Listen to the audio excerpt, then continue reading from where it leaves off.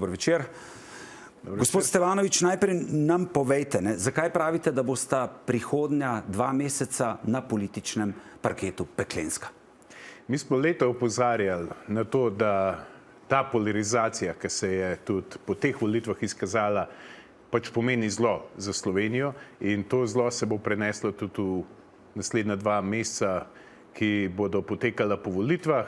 Neprestano smo govorili, da želimo upihniti novo politiko, da želimo pripeljati nek tretji blok, ki bo odpravil to polarizacijo in dejansko vse, kar zdaj v tem momentu počnemo, je to, da sledimo svojim obljubam, da sledimo zagotovilom svojemu volilnemu telesu in da sledimo zagotovilom, da bomo delali v interesu Slovenije. In v temu načinu vidimo edini interes Slovenije in ponosen sem na trenutno stanje v naši stranki, da smo vsi pripadni tej ideji, da zagotavljamo, da bojo te obljube našim volivcem prišle do izraza. Ampak ali so kakšni pritiski, ne vem, da podprete Roberta Goloba, morda Janeza Janšo v ozadju? Če bi zares govoril o tem, vse, kar vem, bi izpadlo kot kriminalka. Tako da ja, dogaja se marsikaj. Recimo, kaj recimo? Evo, ekskluzivno za vas, gospod Slak, ki ste bil neprestano korekten v vseh odnosih do naše stranke v preteklosti. Mi doživljamo neverjetne pritiske. Ne samo na naše poslance, ampak tudi name osebno. In temu pač ne bomo podlegali, ker te ljudje ne razumejo, da se je lahko pojavil nekdo, ki mu interes Slovenije in pa volja lastnega volilnega telesa pomeni več kot politični pragmatizem, stiliziranje in pa prekupčevanje z glasovi. Se pravi, samo povem vam 3 jedrnate primere. Nedolgo nazaj, 2 ali pa 3 dni, sem svoj mobilni telefon dal kolegu, da ga odpelje do enega mojega znanca, ki je bil nekoč moj sodelavec, danes je uspešen podjetnik in zastopa enega lastnika kapitala v enem energetskem sektorju.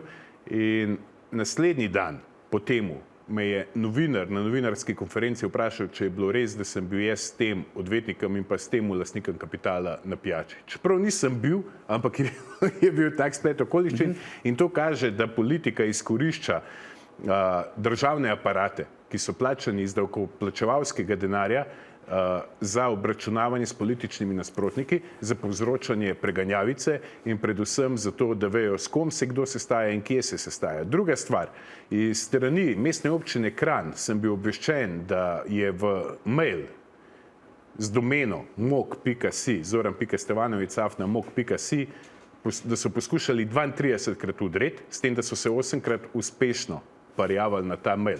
Se pravi, vdirajo v maile, sledijo telefonam, neprestano nadzorujejo in to lahko v tem momentu počne samo Sova ali pa je to operativna kombinacija policije. In to se ne dogaja niti v najbolj totalitarnih državah tretjega sveta, katerim se mi posmehujejo. In tretja stvar, samo še to omenjam, prosim, so napadi trolov na naše Facebook strani, ali pa na strani drugih socialnih omrežij. Na vsak način želijo uprizoriti, da se mi narobe odločamo zato, ker pa sledimo samo volji svojega volilnega telesa. Mi smo bili popolnoma jasni, ne gremo v vlado z Janezom Janšo, ne gremo v vlado, ne vidimo se ti vladi, ki jo vodi Robert Golob. Želimo pripeljati tretji blok, to so ljudje nagradili s tem, da so nam dali neke glasove, ki so nas pripeljali v parlament, kar je seveda zgodovinsko, brez podpore struktur moči in pa stricev iz ozadja in mi tej volji samo sledimo. Ampak zdaj ste dejali, ne greste v vlado ne z Robertom, ki bi jo vodil Robert Golob, ne ki bi jo vodil Janez Janša. Ampak pod vprašanje je, ali bi pa podprli recimo Roberta Goloba oziroma Janeza Janšo za mandatarja, ker vi lahko podprete enega ali drugega in ostanete konstruktivna opozicija. To smo že videli v preteklosti z Levico. V tem smislu še enkrat, zanima nas nacionalni interes Slovenije. Prihajamo v obdobje, ki ne bo rožnato. Če mi potrebujemo vlado, jo bomo potrebovali. In jaz sem že v vaši oddaji povedal, da smo mi prvi, ki so pripravljeni nastaviti svoj hrbet, da obvarujejo Slovenijo pred kakršnokoli krizo. Zdaj, če bo to na tak način, da smo neka konstruktivna opozicija, bo pač tako. Ampak mi smo zagotovili, da ne v eno, ne v drugo vlado ne gremo. Ampak so še druge odprte možnosti, bomo videli, kako se bo... Recimo, katere druge odprte možnosti po vašem mnenju so še?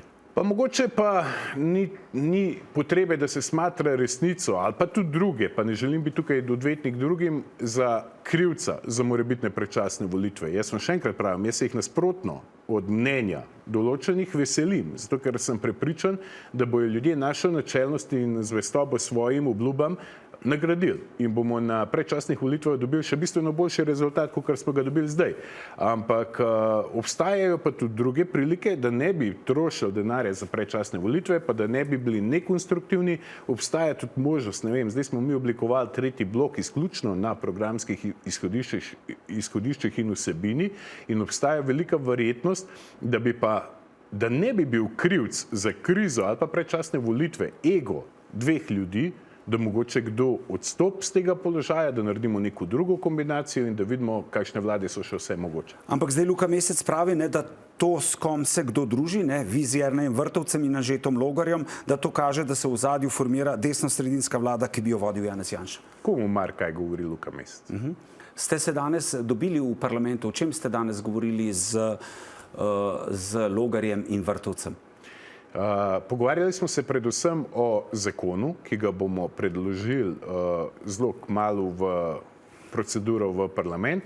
Temelji predvsem na ustvarjanju ugodnega davčnega okolja za podjetnike, za reševanje podjetništva, za nižje cene, za nižje cene energentov, za 5% davčno stopnjo DDV-ja na potrošniško košarico in pa na reševanje zdravstva. Ob tem moram povedati, da tudi delamo že na reševanju kmetijstva. Vemo, da brez lastne hrane ni države, sploh v prihajajočih časih, zato stranka Resnica že v torek organizira eno okroglo mizo ob 14. uri v gradu Vurberk oziroma v krajevnem domu Vurberk v Dupleku, kjer bomo povezali prav vse izvoljene predstavnike oziroma predstavnike izvoljenih parlamentarnih strank in pa čisto vse predstavnike kmetijskih združenj, da najdemo nek skupen jezik in da čim prej probamo poskrbeti za to, da bo Slovenija čim bolj samooskrbna. Gospod Stevanovič, če sem vas jaz prav razumel, ne, se pravi, vi ste pripravljeni podpreti, če bi prišlo do tega, ne, tudi Janeza Janšo za mandatarja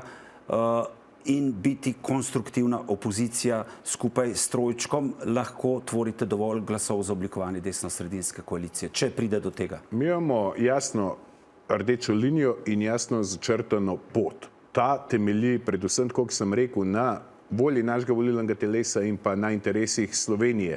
Nas ne more nihče, tudi iz tega trojčka, peljati ke ali pa tja.